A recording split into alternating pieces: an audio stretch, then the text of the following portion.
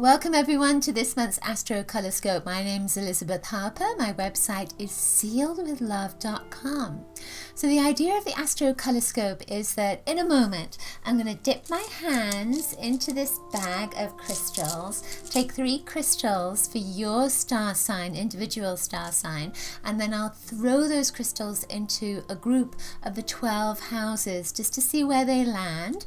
Then I'm going to read the energy of the crystal, the color of the crystal, where the crystals landed, and I'm also going to take a bead from this bag to have an extra little bit of color or whatever else wants to come up from that bag, and I'll take a card from the Voyager deck tarot, and these cards are collages. So what I want you to do then is take a look at the card that comes up for you and see what most attracts you in that card. Then ask yourself, what does that mean? And see what the message is that comes to you. So it's a little bit more individual.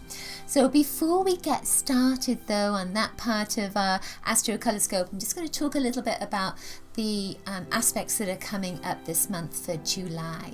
So the first of the month, between the 1st and the 3rd, it's kind of a little bit exciting because Venus is conjunct Jupiter. Venus is the planet of love, of course, and Jupiter is a planet of expansion and joy and luck. So these two planets are coming together. It's almost like they're giving each other a hug or a big fat kiss, you know. So there's a sense that there's joy that's coming up in relationships, happiness that's coming up. Your heart is being fulfilled.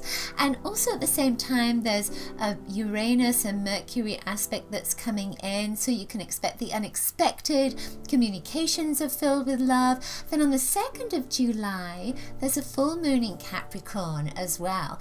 And with this, there's a Sun trine Neptune all at the same time. So it's like the universe is saying, let's have a great time at the beginning of July. This is a fabulous time to fulfill your heart's desires. So it's a great time to get married. It's a great time to propose. It's a great time to fulfill whatever it is you want to achieve right now that is close to your heart, because of that Venus energy. It's bringing love into it. And Jupiter, of course, means that great opportunities are coming up. So this is a fabulous time to make your wishes. And, you know, even though the full moon is about a culmination and a completion, it's still a great time to make your wishes and just open up to the universe and to the abundance of the universe. There's also the sense of, you know, pursuing a vision as well. And especially with that Neptune energy, because Neptune is about the imagination. And with the Sun, there's a sense of light coming in. So a vision that may have been blocked, or imagination, or if you've had writing issues, then it's almost like a dam opens up and that energy flows through you so that then your vision can be expanded. You know exactly where you're going. Your imagination is really hot. So it's a great time to write as well. This is a good time to write, especially as Mercury is going in the right direction for a change, right? So it's a great time for creativity, and again for that passion, whatever you are passionate about right now. Then the beginning of the month is a perfect time to get that energy moving for you. On the 6th, there is a sun that the Sun is opposing Pluto, and then on the 9th, Mars is opposing Pluto. So with the Sun opposing Pluto, there's an intensity, because Pluto is an intense planet. It's an intense body. So it's almost like, you know, you don't always get what you want. There's a sense of a tantrum that's coming up with that Sun, because the Sun is, oh, everything's fabulous, everything's wonderful, and then Pluto comes up and says, well, it might not be, because you need to transform something. You need to change something. You need to look at what's going on in your life. And especially with that Mars energy coming up at the same time, almost at the same time. So it can be a little bit of an overbearing time between the 6th and the 9th of the month. It may be that, you know, anger is coming up a little bit more. Energy is coming up to be cleansed. Anything that you've stuffed down there, like irritations or or grievances, that may start to kind of come to the surface. But at the same time, that is an energy dynamic as well, especially with the Sun and Mars. Very hot, very fiery, and you could use it to your advantage. So this could be a great time to get things moving, to get action and heat and passion behind whatever it is you've wanted to get off the ground. So it could be like a little rocket that's being set under you to get things moving. It doesn't have to be negative, doesn't have to be challenging. Then we have the new moon that's coming up in Cancer in the middle of the month on the 16th. Cancer is the home of the home, so it could be around that time that you could start to change things around your home, move your furniture around, just like I've been doing in my office. I've already gotten that energy, and it could well be that you start to plan parties and things that will be more home-based or family-based, connections with your family. So then July 25th, there is a big aspect, a big shift, and that is Venus going retrograde. So at the beginning of the month, we have this Venusian energy, and towards the end of the month, it's coming up again. And when it moves retrograde, it's really about, going inside, connecting again to what you most want, as opposed to looking outside of yourself and maybe relationships. So also around that time, Uranus is going retrograde, and Saturn is retrograde. It's been retrograde since March. So it's like three big planets, three big energies are all moving in reverse. So if we feel into that, if we feel into Venus, which is that planet of love, compassion, desire, joy, and excitement as well, that's in Venus, and all of that is going inside. Saturn is again in that reverse mode as well, so it's almost like you're having to look at what is really important to you. And Uranus going retrograde, it's always a planet of the unexpected, but because of that internal energy that's coming up, it could be that the rug gets pulled from underneath you a little bit, and so then energy has to emerge. So it feels like there's a strength that's coming from that. It doesn't feel negative. It feels like, in the immediate instance, it looks like it's negative, and then something shifts, and you can see a new strength, a new gift, a new talent that emerges from you. That's the sense of it for me anyway. It feels like it clears out the emotions, but to clear it out means that then you find this new ability. Right at the end of the month, there is another full moon. So this is a 2 full moon month. So this is in Aquarius, and with Aquarius, it's a little bit more intellectual. It's a little bit more mind oriented. So again, you have that kind of emotions that are going internally. That focus isn't on the internal life. So your emotions could be a little bit in turmoil because you don't quite know where they are. They're going inside, and then there's this Aquarian energy that's coming up, and it's like a thinking part. So you may be like a fish out of water if you're a very emotional person, and it may be that you just cannot figure out what's going on emotionally, and you might just have to focus a little bit on the intellectual side and maybe where those emotions are coming from, how they are impacting your life, what you can do about creating a balance in your life. And there's another energy that's coming from that. It feels like there's a need to start journaling now as well. And journaling's always good, but there's a sense of journal, and then you can bring this new energy up and out and into your future. And September feels like it's going to be a little bit clearer, but August, this energy is still going on. All right then, so let's get started on the crystals for your star sign.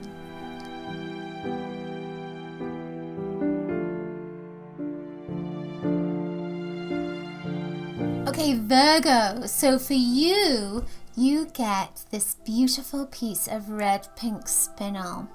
I love this. This is a godmother stone, so of course I'm going to like it, right? Whenever you get red, it can be about grounding, about connecting with that Kundalini energy that is coming up. It's also, there's a sense of being present, of being here now. So this went into your third house. The red is that grounding. The pink it's almost like a passion. It's a nurturing, it's a love, and it's going into your third house. Your third house is communication, it's education, it's your environment, it's your neighbors. There is a sense of travel that comes with this as well. So it's almost like you're going to have a bit of an action-packed month. So you are on the move. You're all over the place. Things are changing. There's a sense of buying new outfits as well. And it feels like you're doing a lot of communication. It feels like you're really reaching out to a lot of people. It could be that you're networking. It could be that you're going to lots of parties. It could be that you're singing. There's a sense of a lot of communication that's coming up from you, and it's really a passion for you as well. So it's something that is stimulating you on every level. It's stimulating that Kundalini as well. So as a consequence of this, I have this vision of your aura being massive, because of all this action that's happening this month for you. Cool. So now in your fifth house went this banded amethyst heart. So with the bands, in the fifth house is about creativity, friends, connecting with your passion again. Has a leadership energy in it as well. Well, amethyst is a stone of sobriety, spirituality, cleansing, psychic energy too.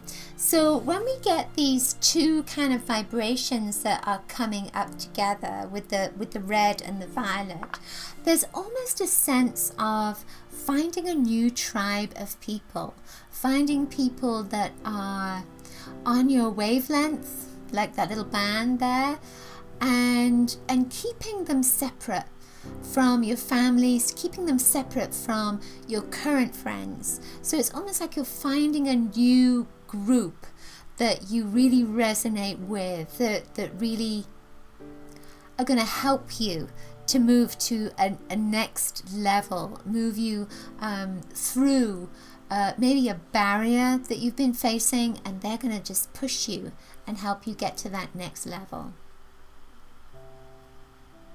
Violet is a color of change. When you get violet and red together, they're colors of being open to receive. So you are open, you're willing, you're ready for all this change to happen to you. And it's like party time for you. It's great.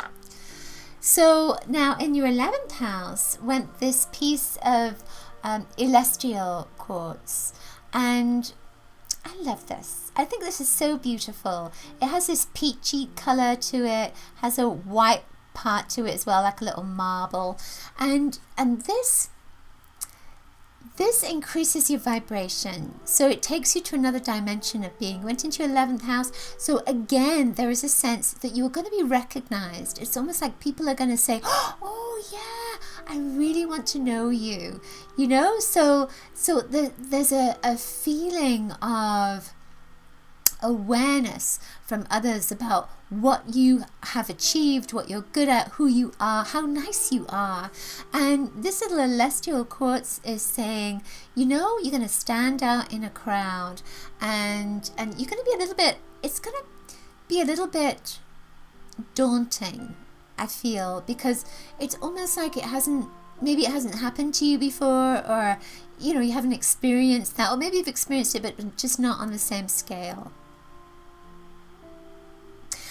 I also feel with this that there's a child coming into your life.